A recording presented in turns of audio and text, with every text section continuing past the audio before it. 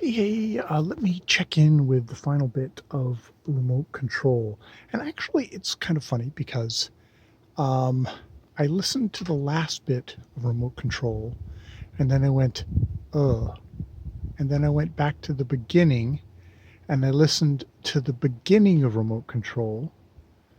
And then I listened to the kind of the end, like the last 15 minutes of remote control again, um, which was good because it's funny how it goes and stuff where it's like it's a short work, but I had forgotten, and I knew as I was talking about it the first time that I had forgotten that, okay, her powers were activated, triggered, the whole event was triggered by her crossing the road and getting struck by a BMW. And in the agony of that, her powers activated and she killed her entire town. She killed her parents. She killed her brother. She killed everybody in that town, in her in her in her town, except for the fox, which probably because of its proximity to the tree where the seed fell down in, seems to have been imbued with sort of the similar, with at least a resistance to the powers. Doesn't look like it's killing lots of other foxes or anything like that.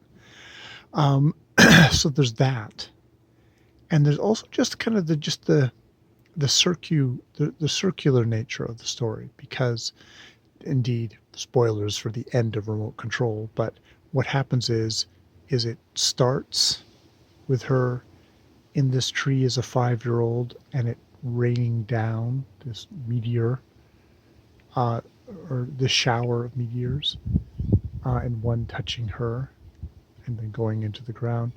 But that's how it ends, is she goes back to the town, which has been repopulated. Not her particular, her her house, her family home has been gutted. There's nothing inside it anymore. But everywhere else has been repopulated. And she comes back there and she digs up a hole, finds that the roots of the tree are moving, and it's like, what are you? And it takes the seed. She pushes the seed, the box to it. It takes it, it crushes it, uh, and sucks it in. And suddenly, all the seeds that are in the all around start to glow. And she uses her powers to make them glow, and she does it on purpose. And there's this hidden thing. There's a little talk here about life gen having infiltrated the town. It's like, is it watching? Is it wanting all this stuff? And that's how the story ends. Is we have just this little circle of she killed everyone. She goes out and walks the land for a while as Sankofor, which is a bird. That's what it was. And her brother had a little carved wooden Sankofor thing, which she comes back to the home where everyone's dead. She touches it and it breaks its head, because she gets a sliver of the wood in her finger, and it glows and it breaks the Sankofor's head, neck off. And that's how she becomes Sankofor versus being Fatima. Um, so it's at once a wonderful beginning and also just fucking annoying to the core for. Of This is how she is best at telling stories, which is these little novellas, which are kind of a complete thing, but it's also very much not a complete thing. It's very much the start. And you know that Nydia Okorafor is so smart, so working on so many different levels, that she's not going to work on a level where I'm going to get satisfied with whatever that story is, at least as some dumbass Western guy who's got certain story expectations. I know it's not. I know it's not. This has been one kind of. It's actually it's it's structured as she's coming to the end of her journey at the very beginning of the book, and then we flash back to how the journey began, and then we get back to the present where she comes back to the village again at the end and pushes the seed back into the ground.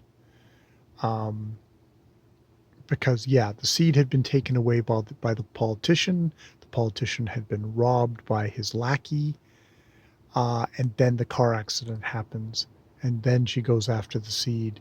She hunts down the seed, or she hunts down the guy, and then realizes, "Fuck! I don't want to hunt. I don't want this seed." Rejects it. Tries to go to a village, Robotown, where she tries to become a normal girl. The seed finds her. In the process of looking at the seed, she disables the village robot's drone, completely distracts because you are confusion. It reports to Life Gen, and it kills a girl. It kills a girl in a traffic accident yet again. And there is another dead little girl there, which is a theme in itself. Dead little girls. And which is what she would have been if there wasn't an intervention. However, all her village and her parents and her brother would still probably be alive, but she would be a dead little girl. And instead, she is the angel of death, or something or another, an angel of some sort. So yes, she's really a good writer. She tells an interesting story up until a point. I find the ending is a tune in next time on one level, is very much a tune in next time, folks, because this isn't the end of the story, obviously. So she's also gets her period in this story, which is you have to think is a significant thing. It's that shift biologically, which she's had a major shift biologically because she's been infiltrated by whatever this alien thing is, whether it's alien tech or an alien being, probably alien tech.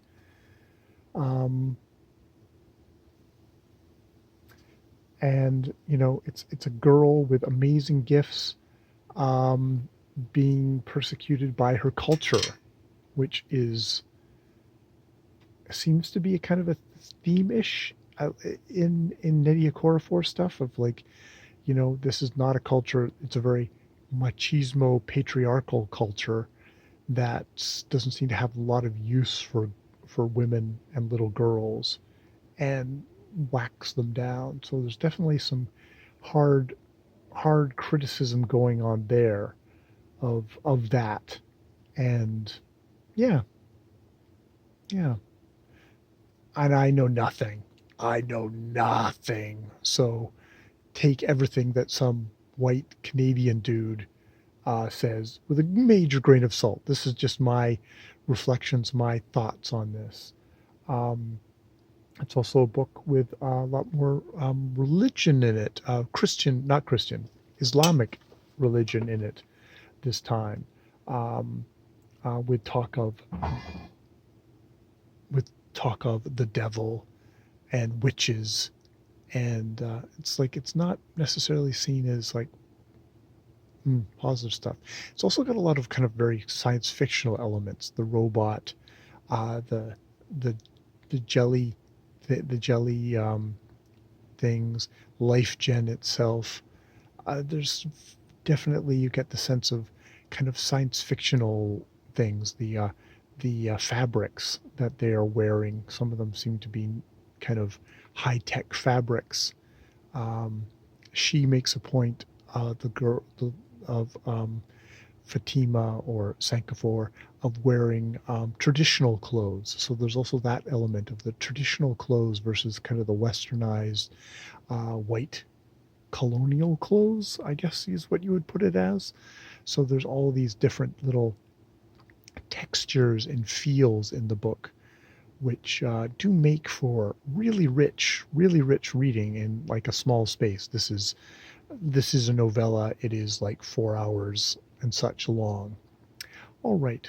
I will leave it there. I don't know if I will do a review as much as interesting, but it's part one of probably 3 parts, and we'll see how long it takes Core 4 to come up with the other parts and whether those parts in the end are satisfying or not.